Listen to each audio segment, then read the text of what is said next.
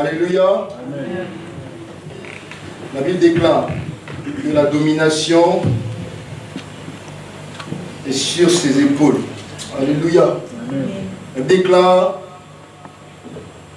qu'un fils nous est né et la domination reposera sur son épaule. Amen. La Bible déclare qu'on l'appellera admirable, conseiller, Dieu puissant, Père éternel, Prince de la paix. Il donnera à l'empire de l'accroissement et une paix sans fin au trône de David et à son royaume. Il l'affermira et il le soutiendra par le droit et par la justice. Et la Bible déclare dès maintenant et à toujours. Dès maintenant, nous saisissons ces paroles pour nous. Amen. Dès maintenant, il a la domination pour nous. Amen. Dès maintenant, il est le conseiller de nos vies. Amen. Dès maintenant, il est puissant pour nous. Amen. Dès maintenant, il nous apporte la paix. Amen. Et ce matin, nous n'annonçons pas la paix que le monde donne. Mais nous annonçons la paix qui vient de lui. Ce matin, il apportera de l'accroissement. Ce matin, il apportera de l'abondance. Ce matin, il apportera une paix. Ce matin, il l'affermira. Ce matin, il soutiendra. Alléluia. Dès maintenant et pour toujours. Notre espérance, elle est certaine. Notre espérance, elle est durable. Notre espérance, elle est éternelle. Ce dont nous jouissons aujourd'hui, nous jouissons pleinement. Et pour toujours. Et pour toujours. Et celui qui l'a fait pour nous, il est digne de recevoir la gloire. Il est digne de recevoir la gloire. Il est digne de recevoir la gloire. Le miracle de la grâce qu'il a accompli pour nous, elle surprend, elle étonne les anges dans le ciel. Amen. Ils ne comprennent pas pourquoi pour toi et pour moi. Il a pu l'accomplir. Cela dépasse leur compréhension, cela dépasse leur entendement. Ils ne comprennent pas. Pourquoi pour toi que nous méprisons, il a fait cela. C'est le miracle de la grâce. Et si nous ne nous réjouissons pas, les anges dans le ciel, ils se réjouissent. Eux, ils ont saisi ce message. Ils ont saisi ce miracle. Et eux, ils se réjouissent. Et je vous assure qu'il y a une fête dans le ciel. Je vous assure que c'est glorieux dans le ciel. Où on fête sa mort et sa résurrection. Le monde et la destinée du monde a changé. La destinée du ciel même a changé. Le ciel pourra accueillir un grand nombre. Alléluia. Les anges se réjouissent car désormais, ils pourront accueillir un grand nombre. Et dans toute l'éternité, ils célébreront, non pas tout seuls, mais avec la création. Ils célébreront celui qui est victorieux. Est-ce que nous pouvons nous lever pour l'acclamer? Est-ce que nous pouvons célébrer son combat? Celui qui est digne de louange. Il est assis sur le trône. Il est assis sur le trône. Il est assis sur le trône. Ce matin, point de timidité. Ce matin, point de complexe. Ce matin, point de chaîne. Point de honte. Car il a tout accompli pour nous. Nous n'avons pas accès. Mais la voile a été déchirée. Pour que nous ayons accès. Oh, il est grand. Oh, il est Dieu. Nous allons garder cette position. Et nous allons regarder dans le ciel et chanter ce cœur. Hosanna au plus haut des cieux. C'est ce qu'Abraham a dit. Abraham qui est Hosanna au plus haut des cieux. Oh, Klegaya Shekebo. Tu es au plus haut des cieux, Seigneur Dieu Tout-Puissant. Que notre roi soit glorifié en ce matin, parce qu'il est ressuscité. Reçois la gloire. Reçois la gloire. Reçois la gloire.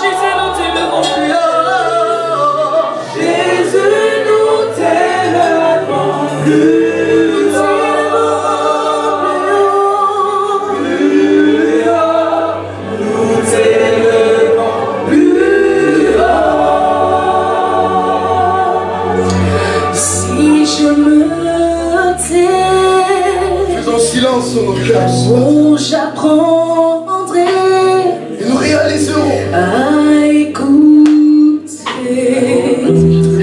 la voix du bon berger. Oh, merci Jésus. Quand je l'entends,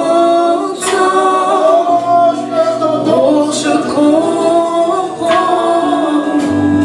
qu'il a payé pour ma liberté. Si je me tais, si je me tais, oh, j'apprendrai à écouter.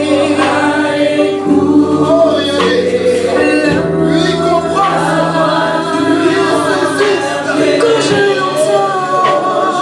l'entends, je comprends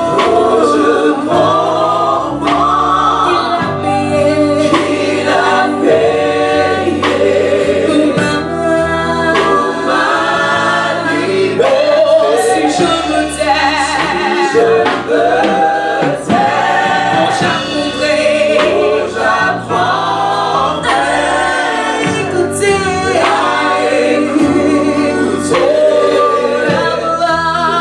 voix du bon berger. Quand je l'entends, je comprends qu'il a payé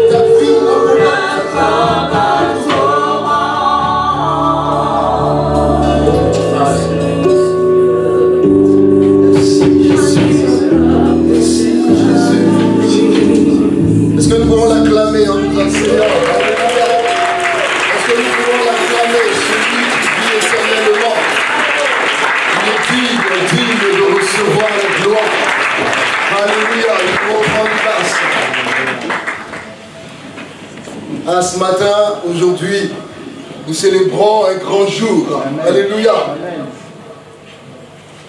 C'est une des principales fêtes du royaume de Dieu. Parce qu'elle a une portée pour le monde naturel. Elle a également une portée pour le monde spirituel. Elle a une portée pour le monde physique. Elle a une portée pour le monde surnaturel. Pour Satan, c'est un souvenir de défaite. Quand Satan se rappelle de ce jour-là, il tremble. C'est un souvenir pour lui de capitulation. Et son serviteur a dit ce matin que là, Satan se souvient qu'il a été dépouillé, complètement désarmé.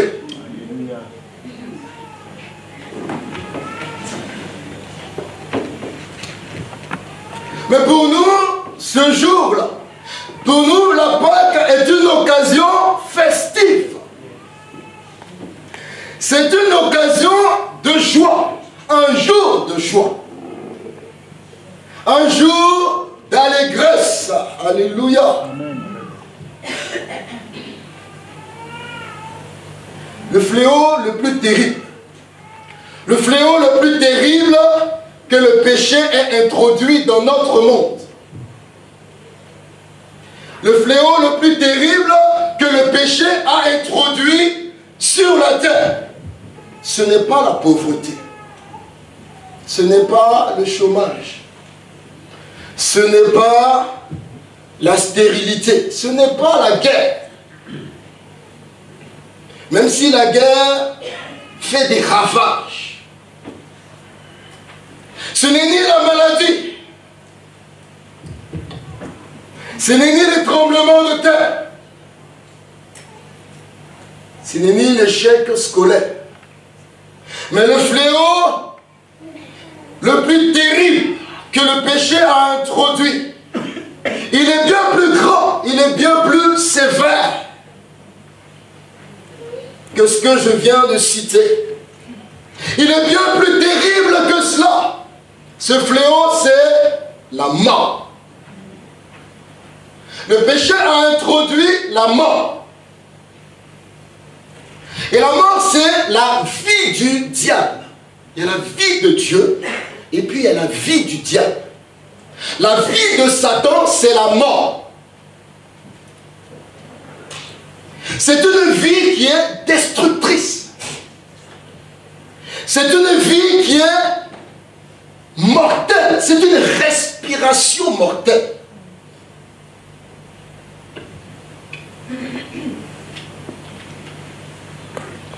C'est une vie qui est nuisible. Une vie dévastatrice, qui ronge, qui détruit, et bien plus fortement et terriblement qu'un cancer.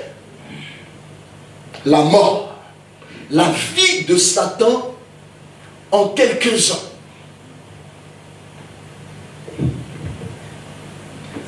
Adam n'avait jamais connu la mort avant la désobéissance. Et même lorsqu'il a désobéi, il n'avait pas conscience des conséquences dramatiques de la mort. Il n'avait pas conscience des conséquences dramatiques du péché. Le péché allait entraîner la mort. Et Adam et Ève n'étaient pas conscients de cela. Il n'avait pas conscience de ce qui allait s'en suivre après le péché. Il n'avait pas conscience de cette terrible vie qu'ils allaient devoir mener.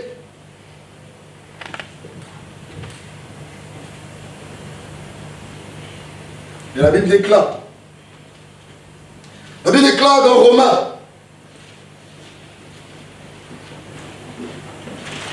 La Bible déclare dans Romains 5, verset 12.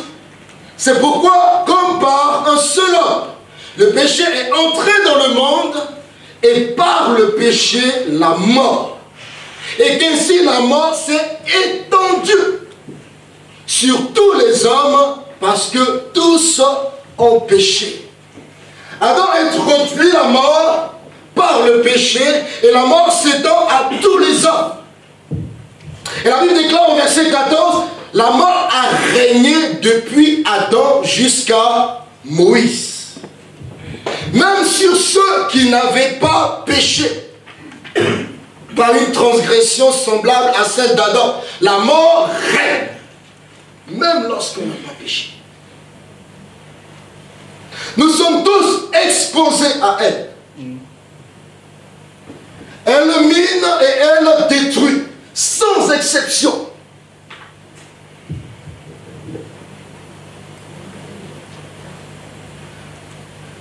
Le constat est triste et nous pouvons constater tristement qu'aucune religion, aucune philosophie, aucun maître religieux, aucune figure mythique de l'histoire n'a jamais vaincu la mort. Personne n'a réussi à vaincre la mort. Cet ennemi redoutable de l'homme, personne n'a réussi à le vaincre. Toutes les religions et tous les mouvements spirituels fêtent chaque année la naissance de leur leader. Elles fêtent la naissance de leur guide. Elles fêtent aussi sa mort.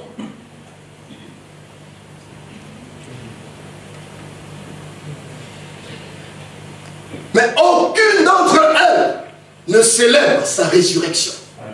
Aucune d'entre elles ne célèbre sa résurrection. La date de leur naissance est gravée. On peut en faire un mémorial.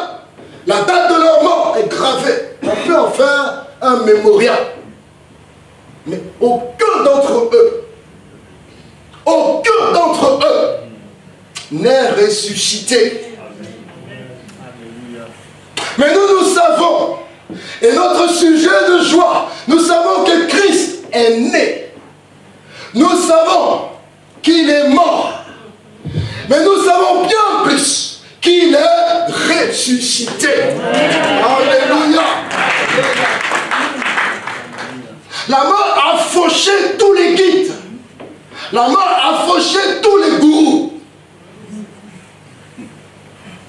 Tous les guides spirituels, tous les maîtres mystiques ont été fauchés par la mort. Aucun d'eux n'a pu échapper. Aucun d'eux n'a pu esquiver ces aiguillons. Il parle des aiguillons de la mort. Aucun d'eux n'a pu échapper. Et tous, ils ont été frappés subitement.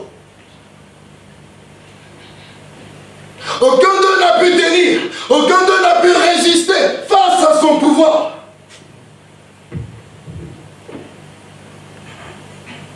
L'apôtre Paul parle de la mort comme le dernier ennemi. Dans 2 Corinthiens. 2 Corinthiens 15, verset 26. Le dernier ennemi qui sera réduit à l'impuissance, c'est la mort.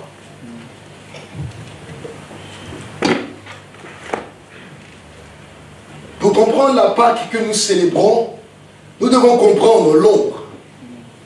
Nous devons comprendre l'ombre. L'ombre, c'est-à-dire l'ancienne Pâque.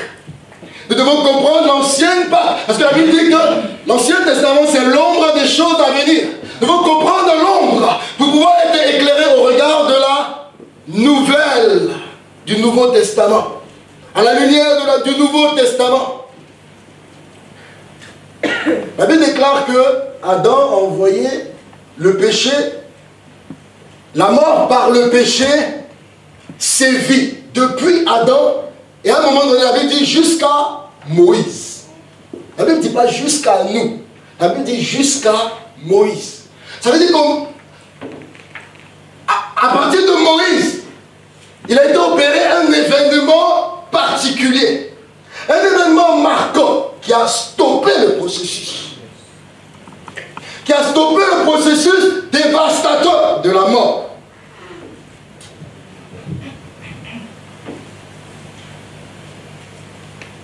Jusqu'à Moïse, l'ancienne Pâque a été introduite.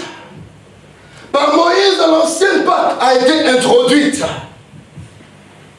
Et la nouvelle Pâque a été introduite, a été achevée, a été accomplie par Jésus-Christ. La Bible déclare que son sang établit une nouvelle alliance. Cette Pâque instaure une nouvelle alliance par son sang, nous dit Luc 22.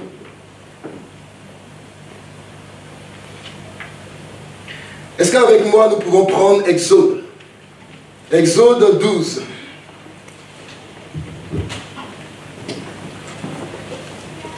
Et nous allons lire et comprendre l'ombre. Et au travers de l'ombre de l'Ancien Testament, le Seigneur va nous révéler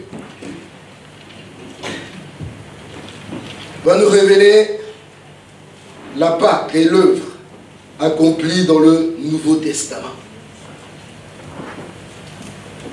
L'Éternel dit à Moïse, Exode 12, l'Éternel dit à Moïse et à Aaron, dans le pays d'Égypte, il dit, ce mois-ci sera pour vous le premier des mois. Il sera pour vous le premier des mois de l'année. Ça veut dire qu'à Pâques, tout commence. Le premier.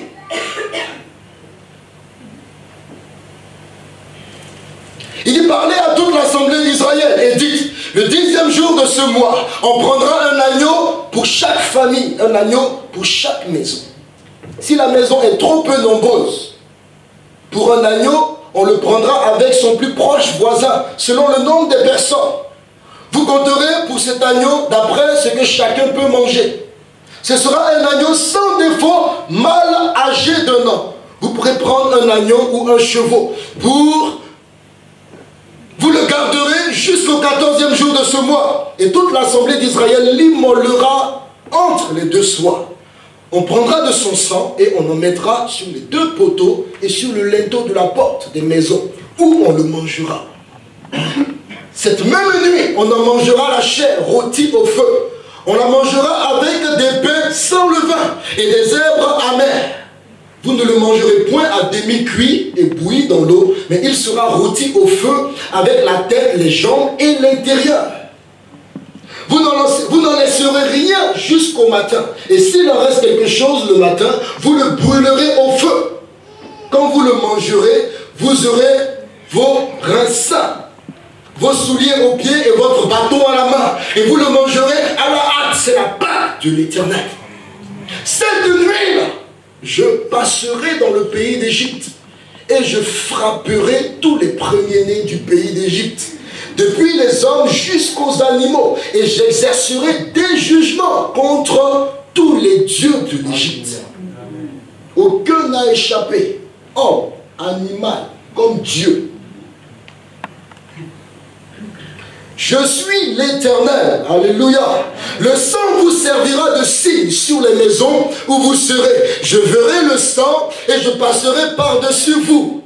Et il n'y aura point de plaie qui vous détruise quand je frapperai le pays d'Égypte. Vous conserverez le souvenir de ce jour et vous le célébrerez par une fête en l'honneur de l'Éternel. Alléluia. Vous le célébrerez comme une loi perpétuelle pour vos descendants. Pendant 7 jours, vous mangerez des pains sans levain. Dès le premier jour, il n'y aura plus de levain dans vos maisons, car toute personne qui mangera du pain levé du premier jour au 7e jour sera retranchée d'Israël. Le premier jour, vous aurez une sainte convocation, et le 7e jour, vous aurez également une sainte convocation. Dans l'Ancien Testament, plusieurs plaies ont frappé l'Égypte. La Bible nous déclare que plusieurs plaies, plusieurs fléaux ont frappé l'Égypte. On peut compter 10 plaies. Mais je vais distinguer les 9 premières plaies de la 10e plaie. Et les 9 plaies, les 9 premières plaies, nous les connaissons. Il y a eu l'eau changée en sang. Il y a eu des grenouilles, il y a eu des poux, des mouches venimeuses, la peste sur le bétail. Il y a eu des ulcères sur les humains, la grêle et la foudre, les sauterelles, les ténèbres, durant 3 jours, ont frappé l'Égypte. Mais malgré tous ces fléaux qui ont frappé l'Égypte, Dieu va miraculeusement préserver Israël. Les fléaux frappent toute l'Égypte alors qu'Israël habite en Égypte. Mais Israël va faire l'objet d'une protection particulière. Son peuple qui se trouvait en Égypte va bénéficier d'une protection particulière, va être préservé, va être protégé. L'Éternel va protéger son peuple de toutes les calamités en le domiciliant en un endroit particulier. L'Égypte est vaste, mais l'Éternel va loger son peuple dans un endroit particulier, va le domicilier dans une ville spéciale, là où, quelle que soit la grêle qui tombe, il y a une délimitation. Une délimitation. L'Éternel va domicilier Israël dans un endroit qu'on appelle Goshen. Dans le livre d'Exode, Exode 8. L'Éternel dit au travers de Moïse, et il dit à Pharaon, si tu ne laisses pas aller mon peuple, je vais envoyer les mouches venimeuses contre toi, contre tes serviteurs, contre ton peuple et contre tes maisons. Les maisons des Égyptiens seront remplies de mouches venimeuses et le sol en sera couvert. Mais en ce jour-là, je distinguerai le pays de Goshen où habite mon peuple, et là il n'y aura point de mouches. Afin que tu saches que moi l'Éternel, je suis au milieu de ce pays. Alléluia. J'établirai une distinction entre mon peuple et ton peuple. Frère, il y a peuple et puis il y a peuple. Il y a peuple français et puis il y a peuple en France. Est-ce que vous avez compris? Mon frère, tu peux courir derrière naturalisation. Tu peux courir derrière nationalité. Si on t'a refusé une fois, il ne faut pas pleurer, on dirait que c'est fini. Il ne faut pas pleurer, on dirait que le ciel s'est fermé pour toi. Je te dis, tu es un peuple, et tu es conscient de ta nationalité. Mon frère, il ne dit pas, il ne faut pas chercher. Il faut relancer. Relance le dossier. Mais il ne faut pas pleurer, on dirait que...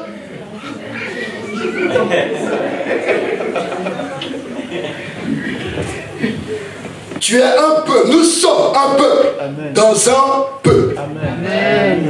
L'Éternel dit, j'établirai une distinction entre mon peuple et ton peuple.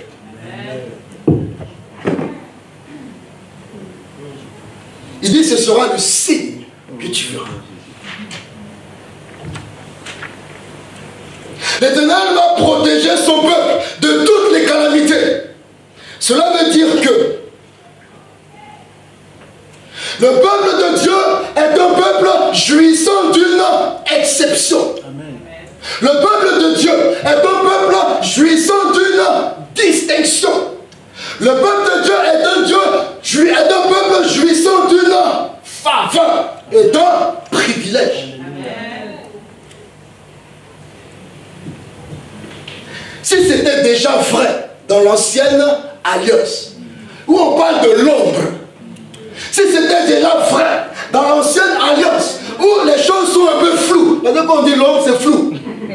Frère, si moi je passe devant vous et on voit mon ombre, on va voir peut-être des traits de lunettes. On se dit, bon, peut-être qu'il a porté des lunettes.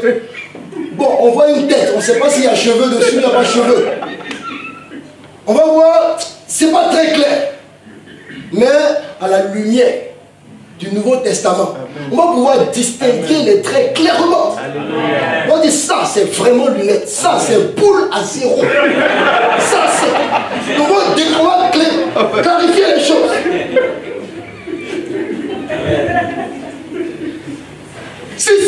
déjà vrai dans l'ancienne alliance, qu'en est-il? Qu'en est-il de la nouvelle alliance? À plus forte raison, dans la nouvelle alliance, cela est encore plus vrai. Amen. Parce que nous sommes non seulement serviteurs. Dans l'ancienne alliance, ils étaient serviteurs. Ils étaient sacrificateurs. Mais nous sommes non seulement serviteurs et sacrificateurs pour Dieu, mais bien plus, nous sommes un peuple d'enfants et de fils. Amen. Alléluia. Si quelqu'un sait protéger ses serviteurs, est-ce que ce n'est pas son enfant qui pourra protéger? Si c'est quelqu'un sait sécuriser ses serviteurs, est-ce que ce n'est pas ses fils légitimes qui ne va pas protéger?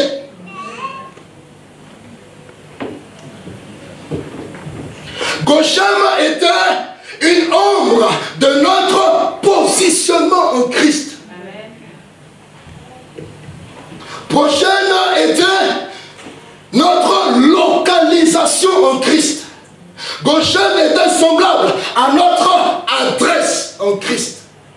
Frère, ton adresse civile, on dit 13 bis rue de la Fontaine. Tu as une autre domiciliation.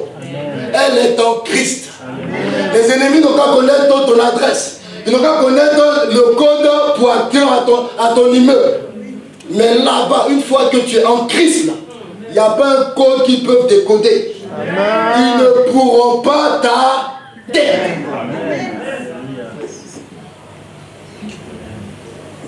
Notre positionnement en Christ nous donne droit à une dimension d'exception. Notre positionnement et notre localisation en Christ nous donne droit à une dimension de distinction divine. Elle nous démarque.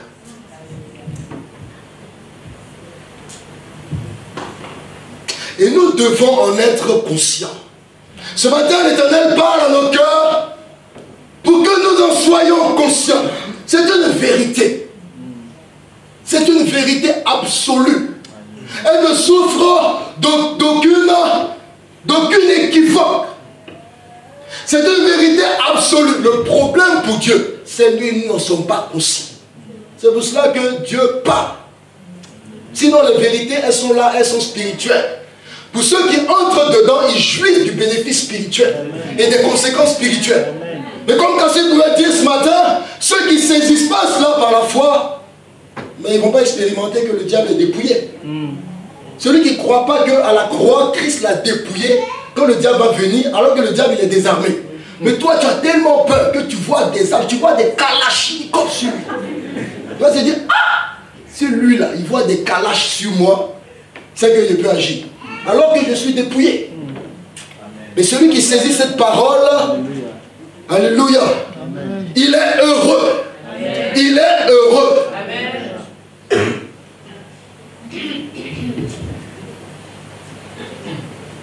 Un autre texte de Genèse 9, d'Exode 9, pardon, nous dit au verset 25, la grêle frappa dans tout le pays d'Égypte, tout ce qui était dans les champs, depuis les hommes jusqu'aux animaux. La grêle frappa aussi toutes les herbes des champs et brisa tous les arbres des champs.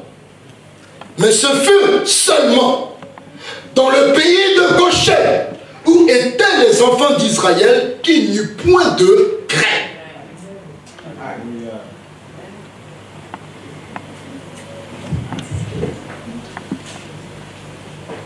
C'est pour cela que 1000 peuvent tomber à notre gauche. Et 10 000 peuvent tomber à notre droite. Par la grêle ou par des mouches venimeuses. La Bible déclare que par notre positionnement en Christ, nous sommes hors la tête. Notre vie est cachée en Dieu par Jésus-Christ.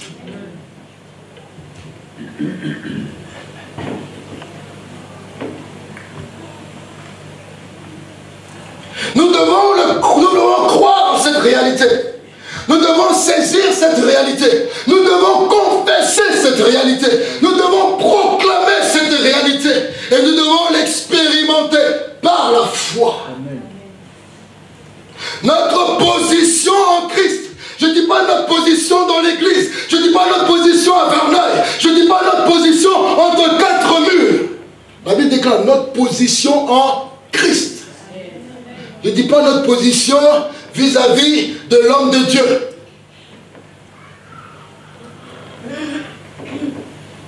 Même si il nous appelle mon fils spirituel.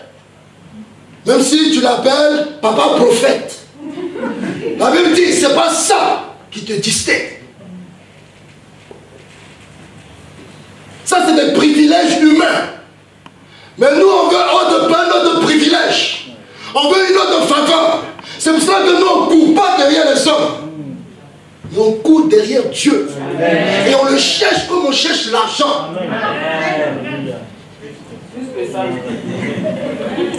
Parce que tu peux comprendre que c'est le nerf de la guerre. Quand tu parles de l'argent, tout est en effet. La Bible dit de chercher Dieu comme l'argent et l'or. Parce que Dieu n'a pas compris quel autre challenge peut nous motiver.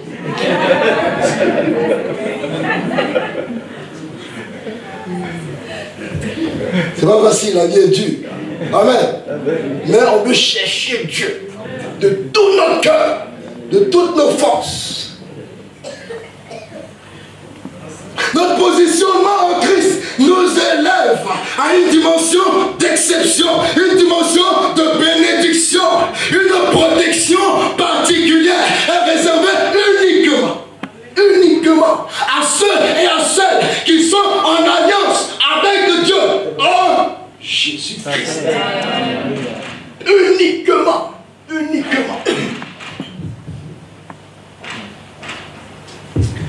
Mais face au 10e fléau, je vous ai parlé de 9 fléaux, mais face au 10e fléau, le fait de résider à Goshen ne suffit plus. Le 10e fléau, par rapport au 10e fléau, il n'y a pas de distinction entre Égyptiens et Israël. Par rapport au 10e fléau, que tu sois à Goshen, ne te mettra pas à l'abri. Ça ne pouvait pas suffire. Ça peut suffire pour les sauterelles, ça peut suffire pour les mouches venimeuses, ça peut suffire pour la grêle. Alors que ces 9 fléaux étaient ravageurs. Les 9 premiers fléaux étaient ravageurs, étaient destructeurs. Mais le 10e fléau était un tueur invisible. Le 10e fléau était plus terrible. C'était un dévastateur invisible. Un dévastateur, c'était le plus grand, le plus sournois, le plus pernicieux, le plus redoutable des tueurs en série que le monde n'ait jamais connu.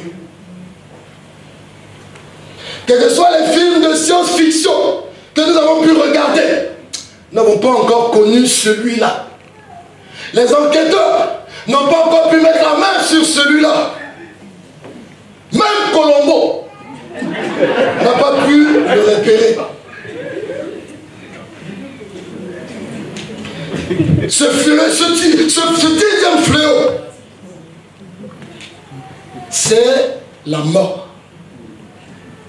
Et contre la mort, devant la mort, résider en Goshen ne suffisait pas pour l'Égypte, pour Israël.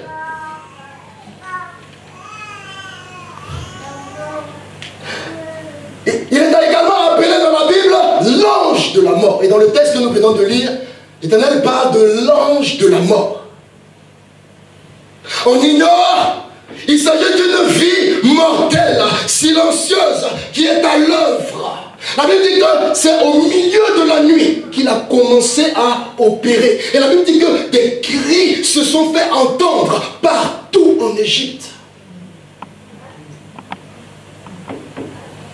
Un tueur, on ignore comment il vient, ni d'où il vient, mais on sait qu'il a un pouvoir redoutable, d'éliminer, un pouvoir redoutable d'affliger, un pouvoir redoutable de défigurer.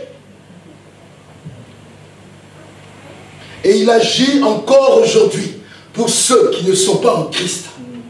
Leur vie est complètement défigurée, complètement déchiquetée, car la mort par le péché agit, mine et détruit les vies.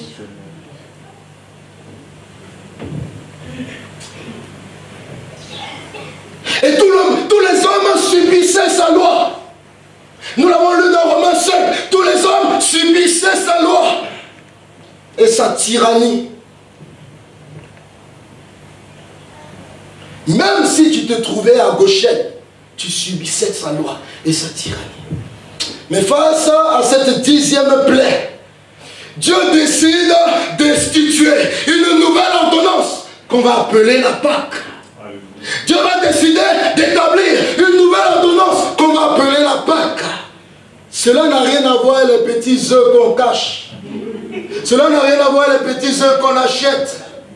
Le diable veut dénaturer, les hommes veulent dénaturer. Mais pour nous, on ne va pas nous distraire. On peut chasser les œufs. Mais nous avons une vérité absolue que nous célébrons. Alléluia. On ne peut pas nous distraire.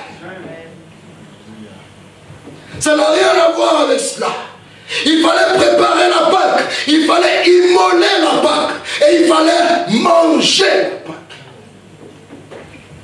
Mettre le sang de l'agneau pascal sur le linteau, sur les poteaux et sur les linteaux des portes de chaque maison pour expérimenter une distinction. Sinon, il n'y a pas de distinction.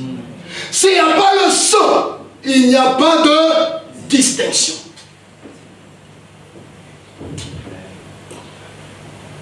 Dieu, devant ce 10e fléau, ce 10e fléau qui est la mort, et la mort qui est la conséquence du péché. Donc Dieu va les traiter à la source. Il va les traiter à la source, il va les traiter la cause. Il va traiter ce qui est à l'origine. Il va les traiter la question du péché. Et c'est ce que nous avons lu ce matin.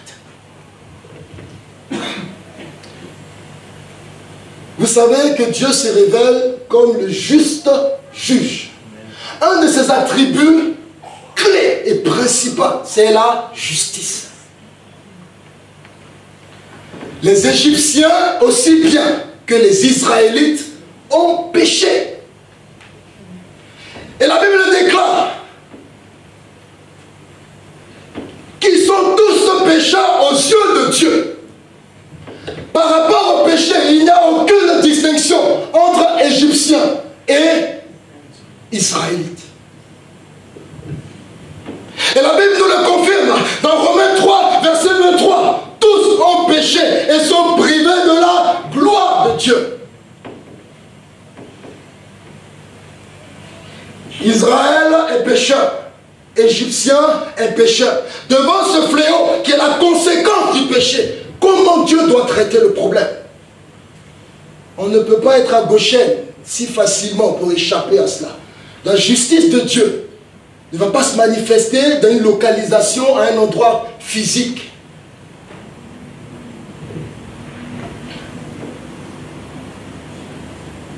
Ça veut dire que l'un et l'autre, Égyptiens comme Israélites, sont placés sous le jugement de Dieu, sous les coups de la mort.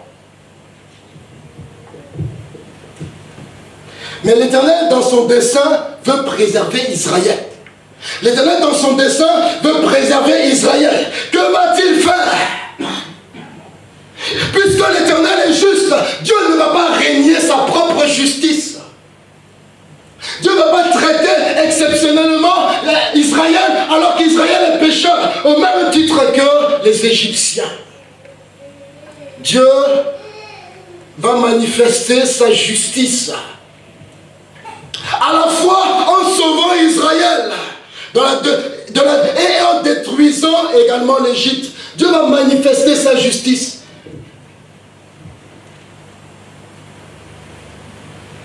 À la fois dans le salut d'Israël et dans le jugement qu'il veut exercer sur l'Égypte.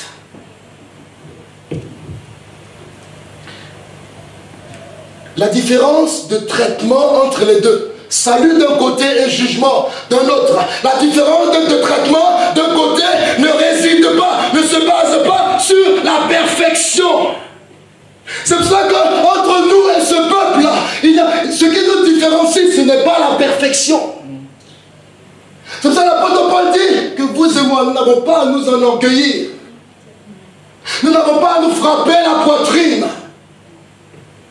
Distinction que Dieu a marquée entre Israël et l'Égypte ne se base pas sur la perfection ou sur la bonne conduite d'Israël par rapport aux Égyptiens. Non, c'est pas possible. C'est pas possible. Mais elle va être basée uniquement sur le sang de l'agneau pascal. Uniquement sur le sang. Uniquement sur le sang. C'est le sang qui va marquer une distinction entre Israël et l'Égypte. Parce que la Bible dit, certes, tous ont péché et sont privés de la gloire de Dieu. Mais la Bible déclare que quelques-uns sont gratuitement justifiés par le moyen de la rédemption qui est en Jésus-Christ. Parce que c'est lui que Dieu a destiné par son sang à être pour ceux qui croiraient.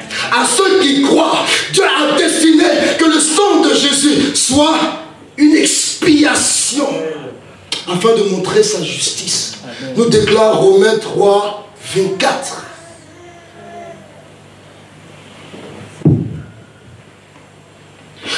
Pour le peuple d'Israël, un agneau doit mourir à leur place. Il doit avoir un substitut. Quelqu'un qui va prendre leur place. Et dont le sang va les couvrir. Pour que le jugement de Dieu ne se révèle pas. Frères, sœurs, je suis le premier de tous les pécheurs. Je vous assure. Mais l'Éternel me regarde comme juste. C'est un miracle qui dépasse les anges, qui dépasse l'entendement et la compréhension. Parce que Christ s'est substitué à moi.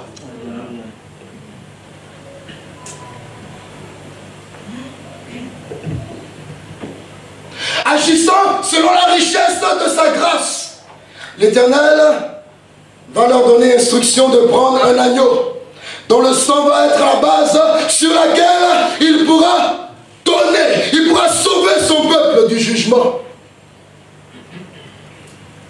et le faire partir de son esclavage. Il y a deux choses que le sang de Jésus opère dans nos vies. Il nous sauve du jugement de Dieu et il nous libère de l'esclavage. Le peuple d'Israël a expérimenté une distinction par un salut particulier et le peuple d'Israël est sorti de l'esclavage. Parce que Pharaon, après cette distinction et ce fléau, Pharaon n'a pas pu résister. Il dit, partez, allez-y, prenez tout et partez.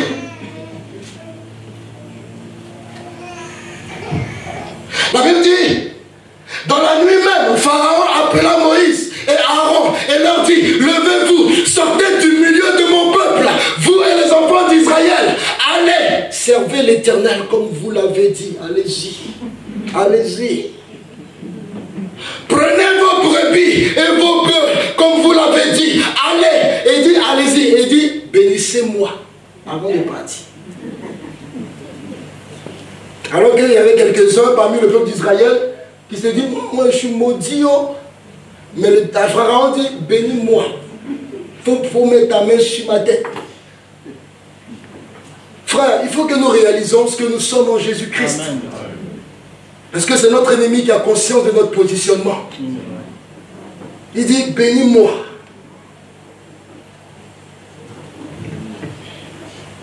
Les Égyptiens, la Bible déclare, les Égyptiens pressèrent le peuple et avaient hâte de le renvoyer du pays. Car ils disaient, nous périrons tous. Le peuple emporta sa patte avant qu'elle soit levée. Les enlevèrent, les enveloppèrent, ils enveloppèrent les pétris dans leurs vêtements et les mirent sur leurs épaules. Les enfants d'Israël firent ce que Moïse avait dit. Et ils demandèrent aux Égyptiens des vases d'argent, des vases d'or et des vêtements. L'Éternel fit trouver grâce au peuple aux yeux des Égyptiens qui se rendirent à leur demande. Et ils dépouillèrent les Égyptiens.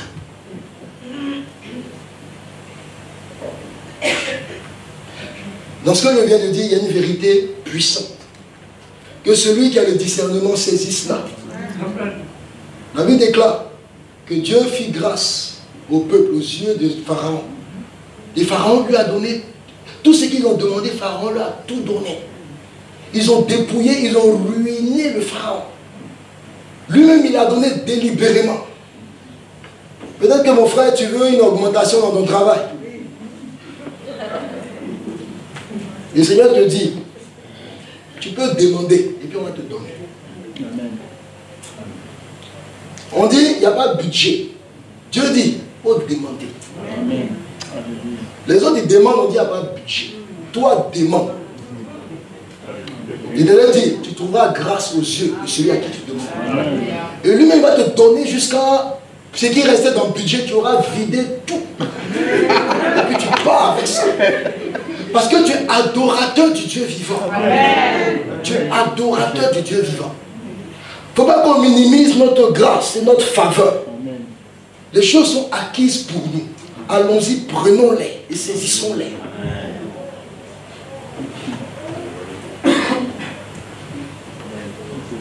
Ce qui va donner toute la valeur à cet agneau, c'est qu'il est clairement la figure de Christ. Il devait être un agneau sans défaut. Alors que la Bible nous déclare dans 1 Pierre 1, cet agneau son agneau dans l'ancienne alliance, dans l'ombre, il devait être un agneau sans défaut. Mais la Bible déclare dans 1 Pierre, dans 1 Pierre 1, verset 18, ce n'est pas par des choses périssables, par de l'argent ou de l'or que vous avez été rachetés de la vaine manière de vivre que vous aviez hérité de vos pères, mais par le sang précieux de Christ, comme d'un agneau sans défaut et sans tache, prédestiné avant la fondation du monde. Il fut manifesté à la fin des temps à cause de vous. Par lui, vous croyez en Dieu qu'il a ressuscité les morts et lui a donné la gloire, en sorte que votre foi et votre espérance reposent sur Dieu. Agneau sans défaut qu'est Christ. Notre texte d'Exode dit également que toute l'assemblée d'Israël l'immolera entre les deux soies. Toute l'assemblée d'Israël va immoler l'agneau entre les deux soies. Mais la Bible nous déclare également dans 1 Corinthiens 5.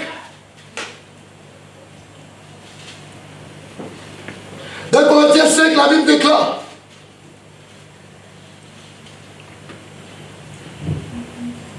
Corinthiens 5, 7. Christ, notre Pâque, a été immolé.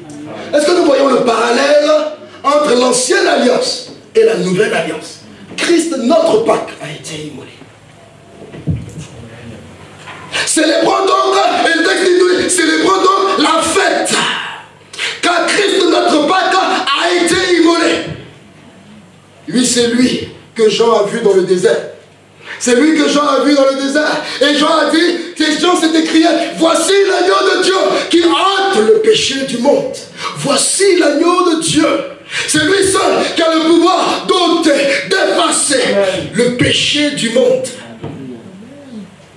À la différence du livre d'Exode, où chaque famille, chaque maison devait apporter son agneau, chaque famille devait choisir elle-même l'agneau. La Bible nous déclare que pour nous, le choix est bien plus excellent. La Bible déclare que c'est Dieu lui-même qui a choisi l'agneau. Amen. Frère, ce n'est pas ta maison qui a choisi l'agneau, c'est Dieu lui-même. Dieu lui-même a choisi l'agneau. C'est pour ça que la Bible déclare, la Bible appelle Christ agneau de Dieu. L'agneau choisi et fourni par Dieu lui-même. Parce que dans sa grâce et dans sa miséricorde, L'Éternel a pourvu un agneau dont le sang suffira, dont le sang sera efficace pour ôter et effacer le péché du monde. Effacer définitivement le péché du monde. Pas seulement le péché d'une famille, mais le péché du monde. Pas seulement le péché d'une maison, mais le péché du monde. L'homme n'aurait jamais, vous et moi, nos familles n'auraient jamais trouvé le moyen de satisfaire la justice de Dieu. Nous aurions continué à errer, chacun poursuivant sa propre voie.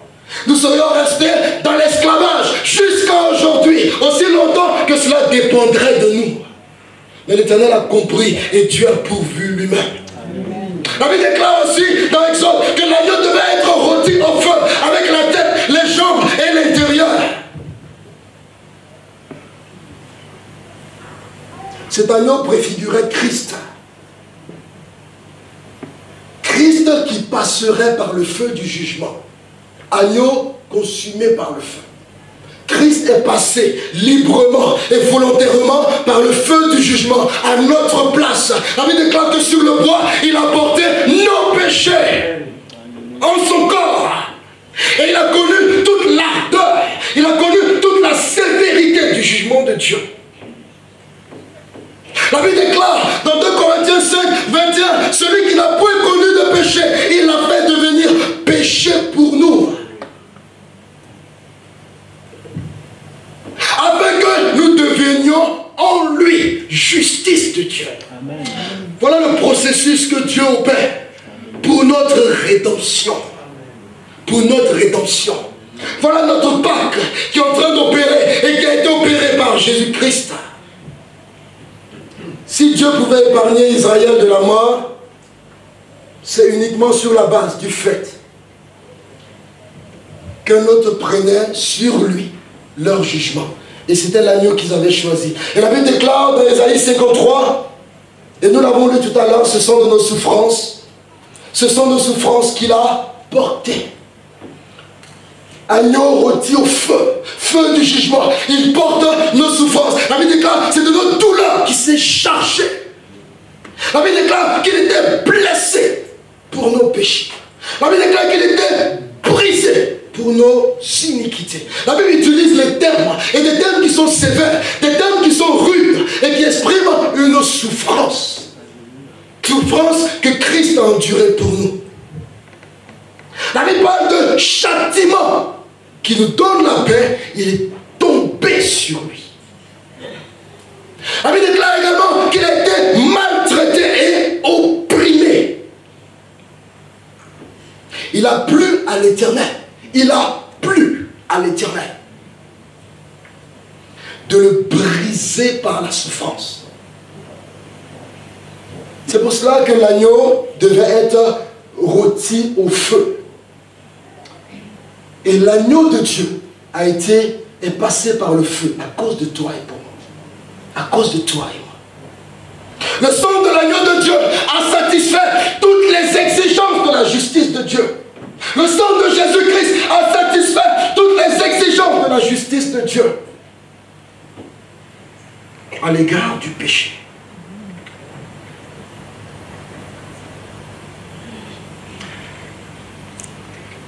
Je vais sur la fin. Le peuple d'Israël avait une autre chose à faire, ordonnée par l'Éternel à Moïse. La Bible déclare que le chef de famille devait prendre le sang de l'agneau. Il devait le mettre sur les 2 poteaux et les linteaux des portes de chaque maison. Pour faire cela, le chef de famille devait croire. Le chef de famille devait avoir confiance. Il devait croire et il devait obéir. Croire que sa famille et lui s'exposeraient au jugement de Dieu. Il devait croire qu'il y avait un jugement qui allait s'abattre. Il devait croire en cela. Il devait croire également que le sang a le pouvoir de le protéger lui et sa maison. Et il devait ensuite obéir à la parole de Dieu.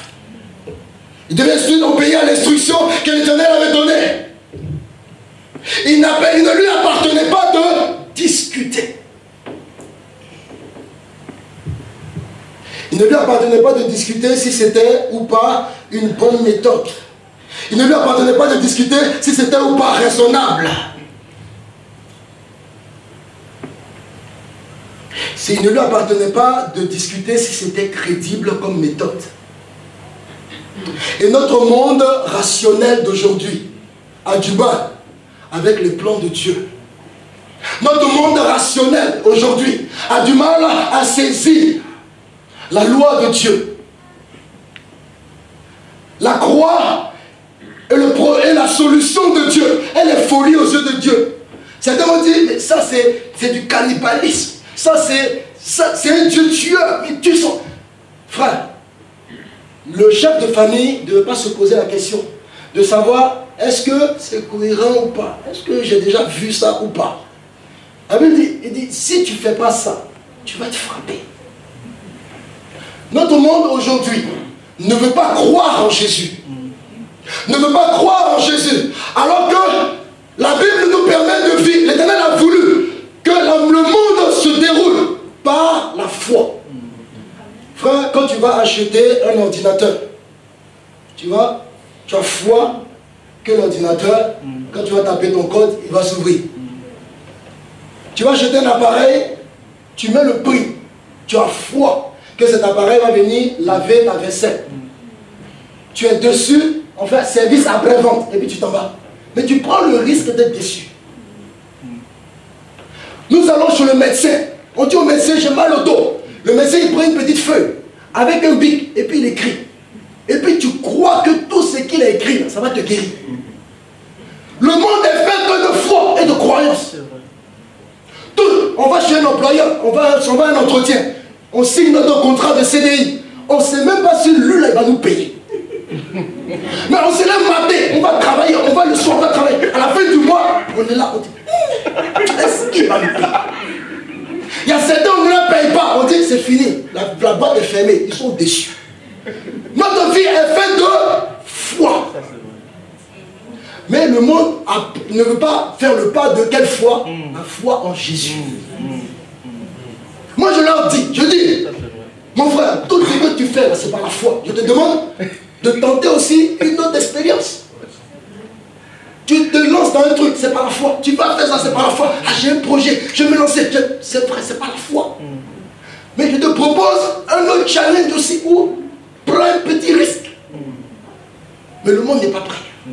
Ça veut dire qu'il y a un autre monde qui combat cela. Ça veut dire qu'il y a un autre combat parce que les choses sont très évidentes. Je vais payer quelque chose, je ne sais même pas si c'est doux. Il paye, il mange, il dit c'est pas doux et puis il laisse. Il y a une fois, j'ai mis 10 € dedans, investissement. À la fin, c'est pas doux, il met à la poubelle. Foi partout. Je leur dis, il faut prendre le risque. Il y a un philosophe qui a dit, on ne sait jamais. Il dit, on ne sait jamais. On parle de paradis, on parle d'enfer. Il dit, on ne sait jamais. Accepte Dieu, tu n'as rien à perdre.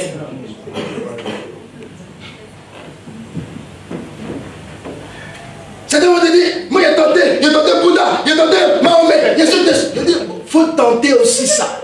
C'est parce que tu as tenté telle machine, ça n'a pas marché, que tu as dit, tu te prives d'ordinateur. Tu vas aller chercher une autre qualité. Et moi je te propose une autre qualité. Christ qui va te sauver. Il ne faut pas te poser la question de savoir, pourquoi le sang, on a fait des sangs en eux. Frère, je dis, oh croix. Est-ce que quand tu es à l'ordinateur, tu comprends tous les codes qui sont dedans? Tu comprends que quand tu comprends pourquoi quand on appuie le bouton là, ça ferme la fenêtre? Nos parents, il y a 50 ans, s'ils avaient fermé la fenêtre, ils allaient sauter. Ça là, je n'ai jamais vu ça. Et là on dit entre nous, on dit tous, on dit son avait là son zélérie des plats. Mais laisse l'Éternel se révéler à toi. Et laisse Dieu te surprendre par son salut. Voilà le message d'évangélisation. Le monde refuse. Parce que le chef de famille, il discute de la méthode. Il se dit, est-ce que c'est crédible? Rationnel. Est-ce qu'elle fait des sangs hein? Moi, je ne suis pas trop le sang, je suis écologie. Je suis dans l'écologie. Je n'aime pas trop le sang. Frère, c'est pas nous on a établi les lois. Elles sont comme ça, lançons-nous dedans. Le médecin que je vais consulter, je ne sais pas quelle étude il a fait. Je ne sais pas s'il a été dernier de sa classe. Je ne sais pas si le diplôme là, il a volé le diplôme là. Mais il me fait son ordonnance et puis je prends l'ordonnance Et puis il y a une mauvaise conviction à la pharmacie. Le pharmacien ne me demande pas, est-ce qu'il est diplômé? Le pharmacien ne me demande pas, est-ce qu'il a volé son diplôme? Il ne me demande pas. Il paye et puis il m'emmène, il boit. Je ne sais même pas si c'est qu'il y a un bois là va me tuer. Il boit. Est-ce que ça, c'est pas la foi, ça? Frère, que Dieu, c'est pour ça que nous devons prier. Nous devons prier pour eux. Que Dieu illumine, la Bible dit, les yeux de leur cœur.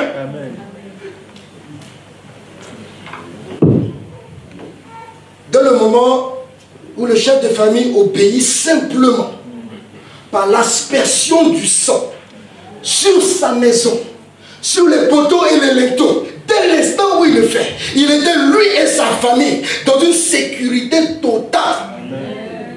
Ceux qui ont cru, ils ont vu quand le moment et l'heure a frappé au milieu de la nuit. Eux, ils faisaient, il y a certains qui ont douté, nous on ne sait jamais. Mais quand ça a frappé, ils ont dit, ah, j'ai bien fait. C'est pour cela, frère, si tu entends sa voix, la Bible déclare, n'endurcis pas ton cœur. Si tu entends sa voix, n'endurcis pas ton cœur. Parce qu'on ne sait jamais. L'Éternel, sans tenir compte des temps d'ignorance, la Bible nous déclare, il annonce ce matin le salut. Mon frère, saisis ce salut et tu vas voir que ta destinée elle va changer. Ton avenir va changer.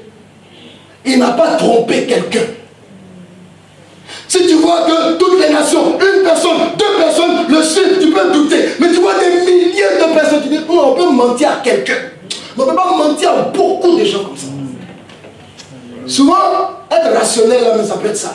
Tu peux calculer. Parce que être rationnel, tu calcules. 1, 2, 3. Mais si tu comptes les gens, tu dis, il ne peut pas mentir comme ça.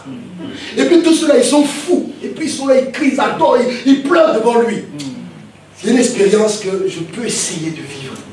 Et je te la propose, mon frère, ma soeur, ce matin. Et je t'assure, tu ne seras pas déçu.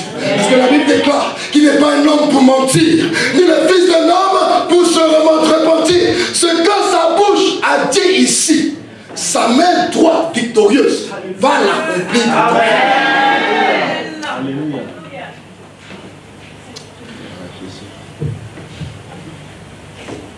La Bible déclare, je passerai, notre texte nous dit, je termine, je passerai pour frapper l'Égypte et je verrai le sang. Ce que je viens de décrire, ça se passe où? À l'extérieur. C'est Dieu qui dit, je passerai, je verrai et je frapperai. Ça se passe à l'extérieur. Lorsque Israël, alors qu'Israël est où? Est dedans dans la maison. Ce qui se passe à l'extérieur, l'Éternel est en train de le décrire. Et Israël est à l'extérieur, à l'intérieur de la maison. Israël ne voit pas ça. Israël ne voit pas ce qui va se passer dehors. Israël à l'intérieur de la maison, il ne voit pas. Cela nous donne un message très important. Notre salut ne dépend pas de la manière dont nous voyons les choses. On veut tout voir pour croire. On veut tout voir pour comprendre, pour accepter. Et maintenant il dit, vous restez dedans. Ce qui se passe dehors, je vous explique ça. Croyez.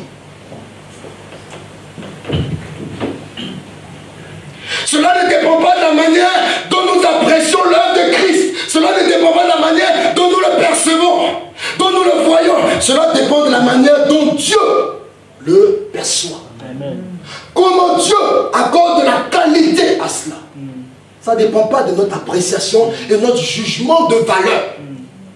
Israël est dedans. Qu'Israël comprenne. Israël ne comprenne pas l'efficacité. Le sang, il est efficace. Que tu crois ou tu ne crois pas, ça n'enlève rien à l'efficacité du sang qui est sur le linteau de ta maison.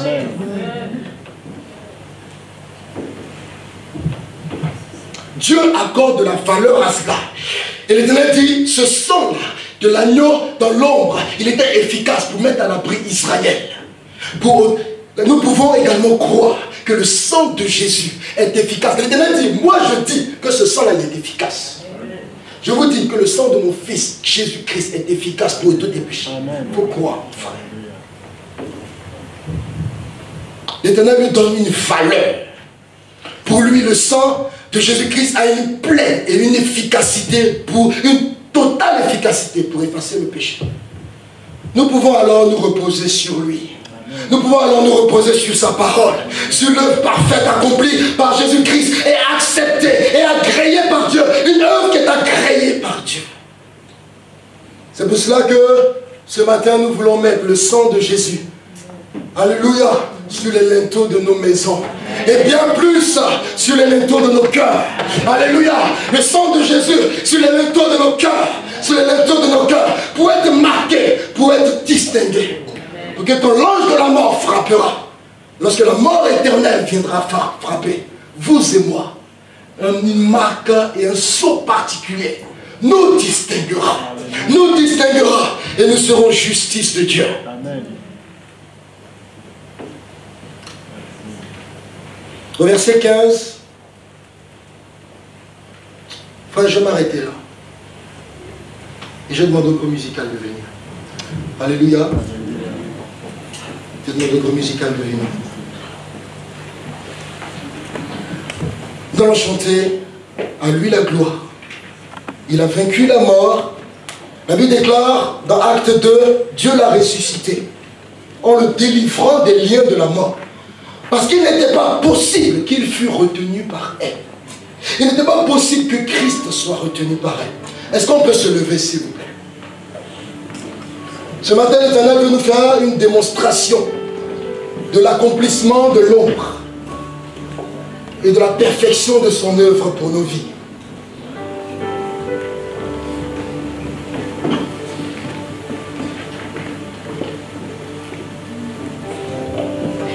À Dieu soit la gloire.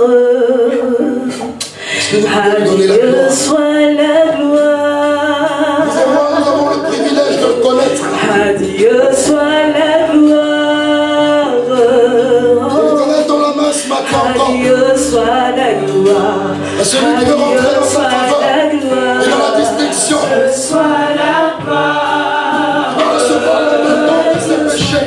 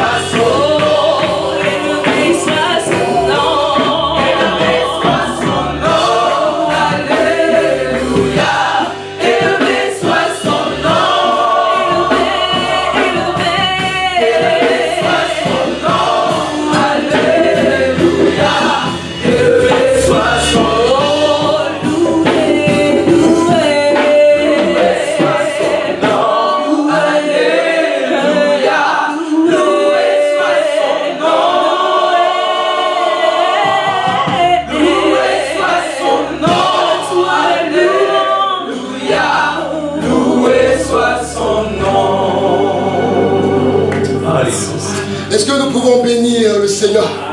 Est-ce que nous pouvons le louer? Car le châtiment qui nous donne la paix est tombé sur lui. Car notre démon, nous avons aujourd'hui un avenir et une espérance. Est-ce que nous pouvons bénir son nom?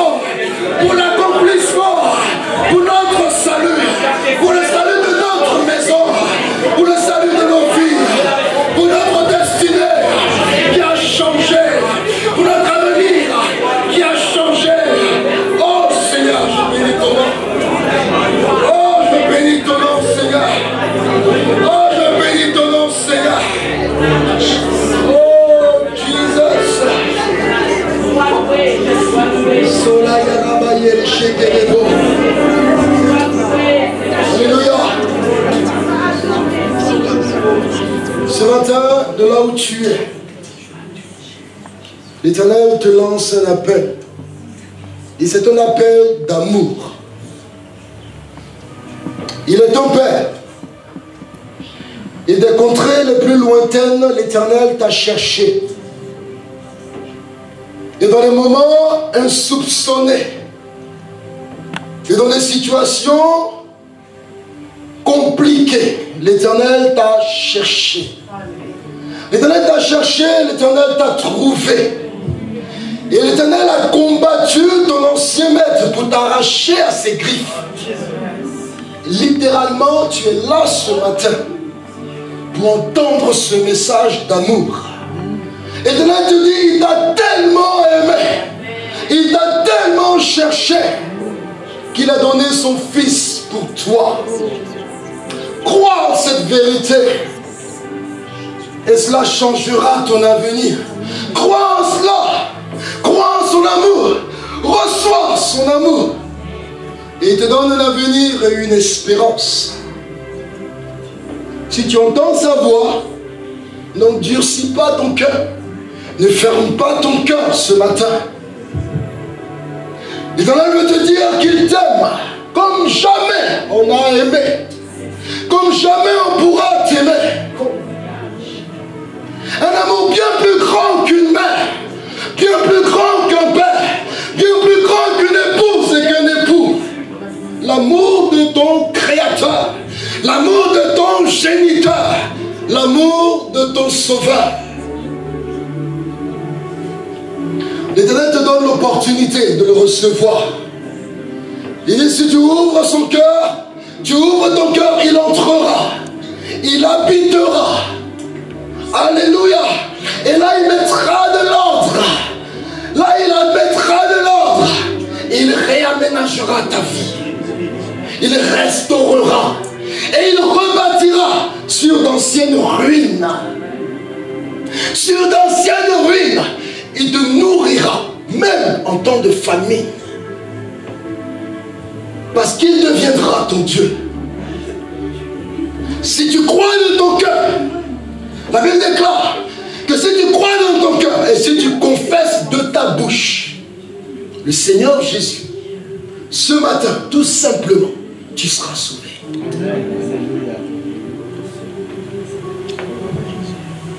Fais le choix de croire. Fais le choix de cette décision décisive pour ta vie et pour ton éternité. Fais ce choix courageux. Tu en as fait des choix courageux dans ta vie. Tu en as fait des choix courageux. Celui-là est l'ultime. Celui-là est le choix déterminant. Celui-là est le choix décisif. Fais ce choix courageux. Car l'Esprit de Dieu te fortifie. Peut-être que tu manques de courage. Tu dis, Seigneur, je n'ai plus de force pour faire des choix. Mais son Esprit te donne la force ce matin pour faire le choix de ton Créateur, de ton Libérateur. Ce matin, nous voulons baisser la tête et tu peux le recevoir comme ton Seigneur et ton Sauveur. Tu ne comprends pas comment nous nous réjouissons dans ce monde corrompu. Comment nous pouvons être heureux dans ce monde de calamité. Mais si tu fais ce choix courageux, tu comprendras pourquoi nous pouvons être heureux. Je vais prier pour toi. Fais ce choix là où tu es. Et je vais prier pour toi. Fais cette décision, prends cette décision là où tu es. Et je vais prier pour toi.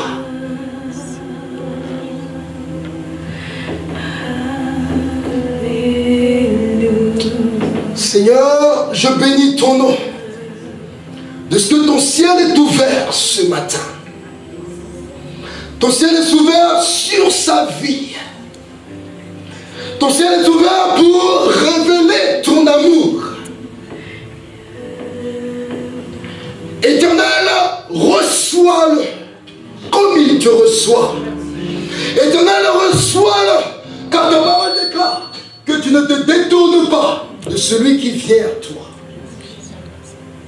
Seigneur, tel que nous sommes et tel qu'il est, tel qu'elle est, elle vient à toi. Tu nous as enseigné pas parce que nous sommes parfaits, mais c'est parce que ton œuvre est parfaite. C'est parce que ton sang est parfait et a satisfait parfaitement la justice de Dieu que tu nous reçois ce matin. Éternel, pardonne là où il y a eu manquement. Éternel, pardonne les temps d'ignorance, comme le dit ta parole. Seigneur, pardonne ce qui est impardonnable aux yeux des hommes, ce qui est inexcusable par les hommes. Éternel, tu pardonnes. Car ta parole dit, si le Fils de l'homme ne vous affranchit, vous serez réellement libre. Si le Fils de l'homme ne vous pardonne et ne vous libère, vous serez réellement libre. C'est cela ce matin, Éternel, par l'abondance de ta grâce, par l'abondance de ton amour, Éternel, pardonne. Éternel, guéris. Éternel, restaure. Éternel, pense. Éternel, console. Dans le nom de Jésus. Seigneur, nous déclarons en ton nom et sur ta parole que nous sommes sauvés. Que nous sommes sauvés. Que nous sommes héritiers. Que nous sommes co-héritiers avec Jésus-Christ. Que nous serons ressuscités avec toi.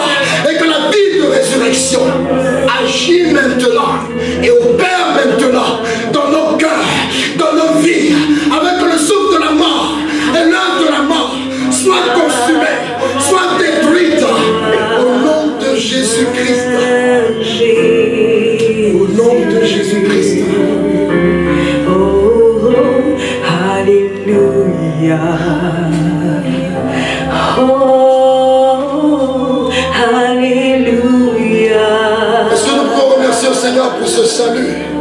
Est-ce que nous pouvons bénir le Seigneur pour ce salut, pour cette décision éternelle qui vient d'être prise, ce choix courageux qui vient d'être pris?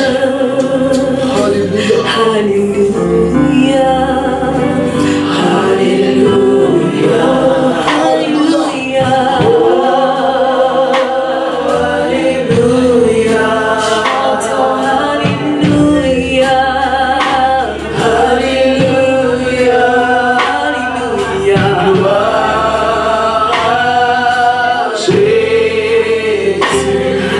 Alléluia.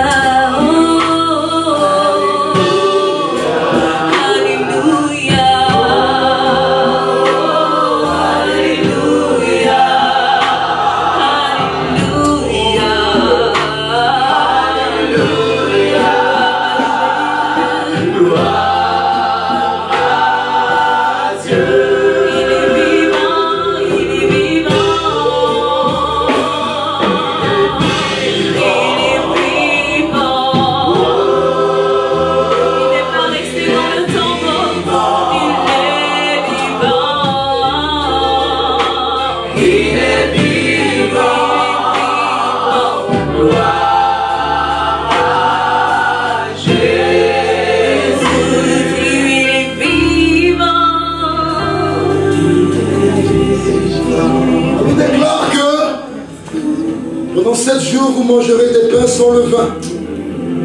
Dès le premier jour, il n'y aura plus de levain dans vos maisons. Car toute personne qui mangera du pain levé, du premier jour au 7e jour, sera retranchée d'Israël. Le premier jour, vous aurez une sainte convocation, comme celle que nous avons ce matin. David déclare, le dernier jour, vous aurez une sainte convocation encore, comme celle que nous avons ce matin. Et les jours qui s'écoulent, la Bible déclare que durant ces jours, pas de pain levé. La Bible déclare dans 1 Corinthiens 6. Ne savez-vous pas qu'un peu de levain peut lever toute la pâte? Faites disparaître le vieux levain, afin que vous soyez une pâte nouvelle. C'est la nouvelle alliance qui nous le dit. La Bible déclare, puisque vous êtes sans levain, car Christ, notre Pâque, a été immolé. Célébrons la fête non avec du vieux levain, non avec un levain de malice et de méchanceté. Nous ne devons pas célébrer cette Pâque avec un levain de malice et de méchanceté, mais avec les pains sans levain de la pureté et de la vérité. Je veux ce matin que nous prions. La Bible parle de l'ancien, c'est le levain de notre ancienne vie qui ne doit plus être cité. Le levain de notre ancienne vie, de la sainte convocation que nous avons les dimanches, à la prochaine sainte convocation, ne devons pas trouver de levain dans nos maisons, dans nos cœurs. Une vie sans levain, levain de méchanceté, levain de mensonge, d'hypocrisie, de jalousie et de mépris. Nous allons demander pardon au Seigneur. Et nous voulons être une créature nouvelle. Nous voulons que ces méchancetés ne soient plus citées parmi nous. Nous voulons que ces choses horribles ne soient plus citées parmi nous. Que cette ancienne vie, nous en soyons détachés et complètement libérés. Frère, tu sais de quoi je parle. Et tu sais de quoi l'Éternel parle dans ta vie. Nous allons prier le Seigneur et demander, Seigneur, je veux en être délivré. Seigneur, la Pâque se célèbre sans levain. Oh Éternel, délivre-moi du levain de mon ancienne vie. Délivre-moi du levain de mes convoitises. Délivre-moi du levain de mes mauvais désirs. Délivre-moi du levain de mes mauvaises paroles. Délivre-moi du levain de mes mauvais comportements. Délivre-moi du levain, Seigneur, de l'impureté et de la souillure. Au nom de Jésus, de l'impudicité. Délivre-moi du levain. Oh Éternel, viens me secourir. Oh Éternel, viens me délivrer. Oh Éternel, viens me sauver. Je veux en être délivré. Je ne veux pas être retranché de ton peuple. Je veux, Seigneur, avoir une nouvelle part, un nouveau cœur. Au nom de Jésus, une nouvelle vie.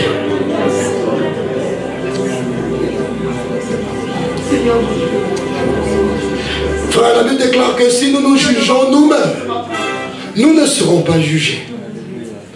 C'est pour cela que nous allons nous rasseoir et je vais demander à ceux qui sont prêts ce matin à prendre le repas du Seigneur de rester debout.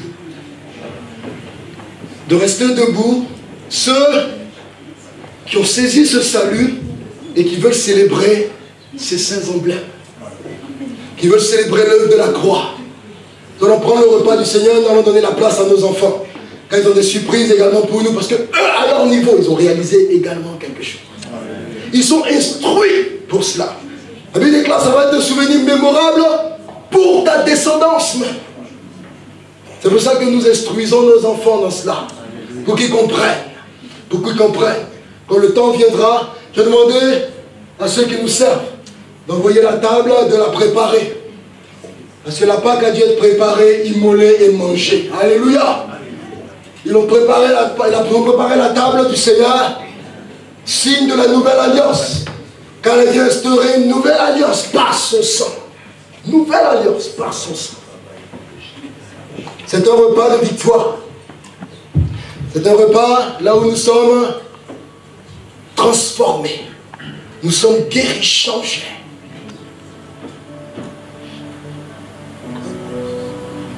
Seigneur, je bénis ton nom pour le sang versé. Je bénis ton nom pour ton corps meurtri. Je bénis ton nom pour le choix que tu as fait dans le jardin de Gethsémane. Je bénis ton nom de ce que tu n'as pas reculé. Tu n'as pas refusé. Et de là, tu n'as pas cédé à la douleur. Alors qu'il y avait des lingots de sang, oh Dieu, qui tombaient. Tu n'as pas cédé. Tu n'as pas refusé. Mais tu as regardé et tu as pensé à moi. Tu as pensé à mon frère. Tu t'es souvenu de moi et de ma vie. Et tu as dit non, je ne recule pas. Non, je ne cède pas. Non, je n'abandonne pas. J'irai jusqu'à la croix pour lui, pour tout accomplir pour lui. Tu l'as fait en souvenir de moi. Tu l'as fait en souvenir des jours qui me sont comptés. Tu l'as fait, Seigneur, par amour. Tu l'as fait, Jésus. C'est pour cela que je te remercie pour cela. Je te remercie pour la croix. Je te remercie pour le sang. Je te remercie pour les coups que tu as reçus. Je te remercie pour les injures que tu as supportées. Je te remercie pour les crachats que tu as reçus sur ton visage. Je te remercie pour l'humiliation. Je te remercie pour cette marque d'amour que je retrouverai dans tes mains. percés. Signe éternel d'amour, signe éternel d'amour. Tes mains ont été percées, ton côté a été percé. Pour moi, Jésus, ce qu'un homme ne peut faire, il a fait pour moi. Ce qu'un homme ne peut faire, il a fait pour moi. C'est pour cela mon cœur et mon âme te bénit. Seigneur, bénis ces 100 emblèmes et que ce repas soit un repas de victoire pour nous.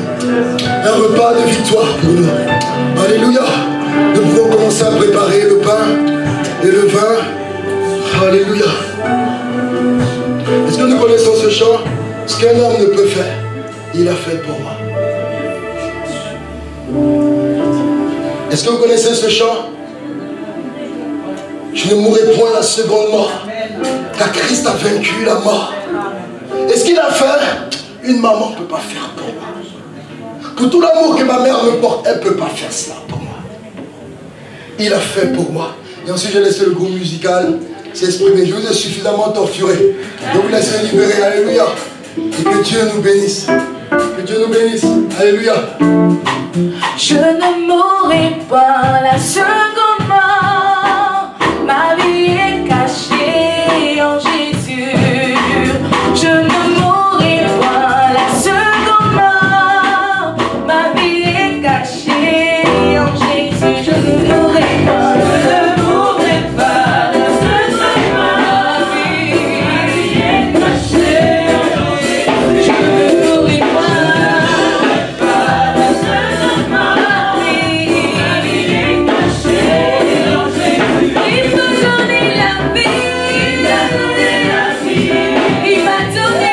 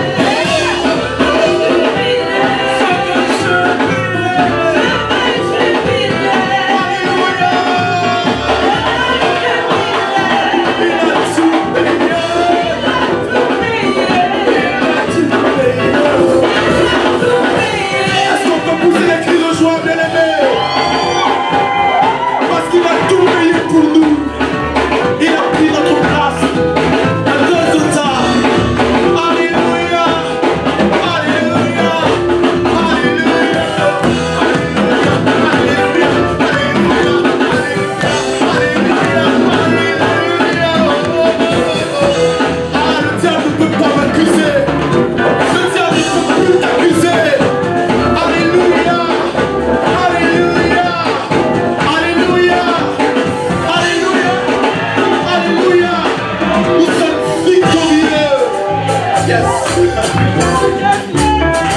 Il m'a libéré, oh. Il m'a libéré.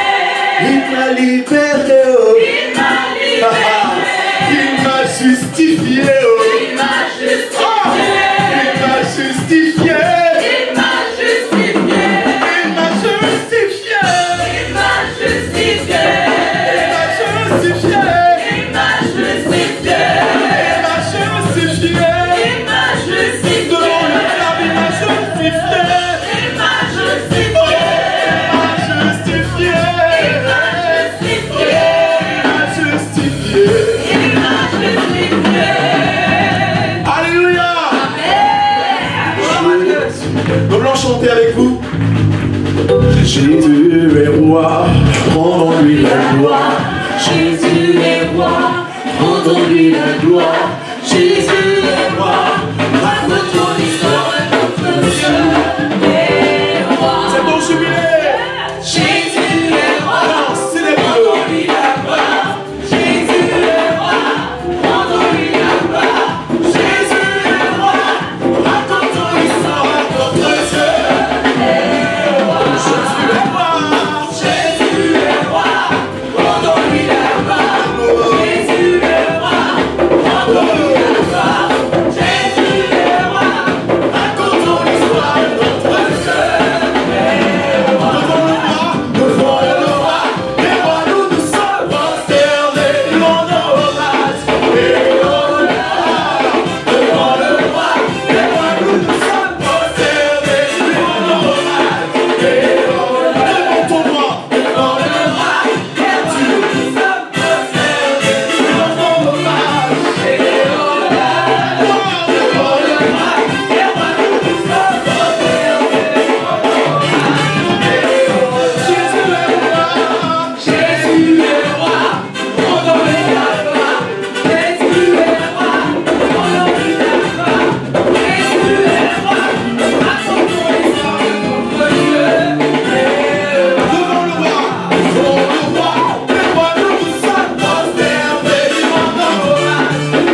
roi. Devant le roi, les rois, nous nous sommes prosternés, lui rendons hommage. Sur la musique, Jésus est roi, disons-le. Jésus est roi, rendons-lui la gloire. Jésus est roi, rendons-lui la Dis-le avec gloire. nous. Jésus est roi, racontons l'histoire de notre Dieu est roi. Jésus est roi, à vous.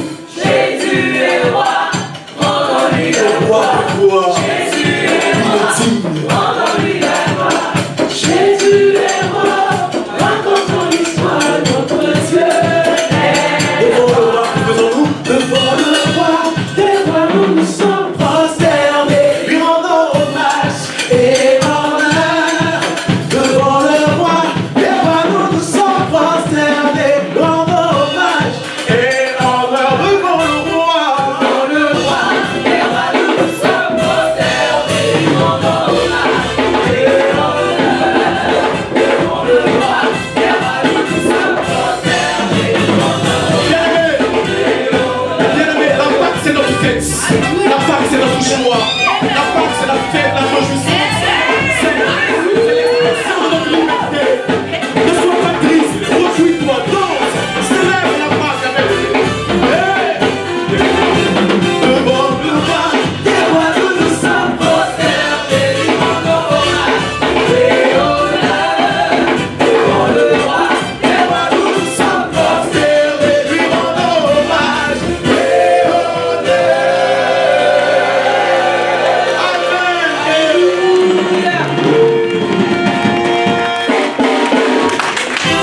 Alléluia.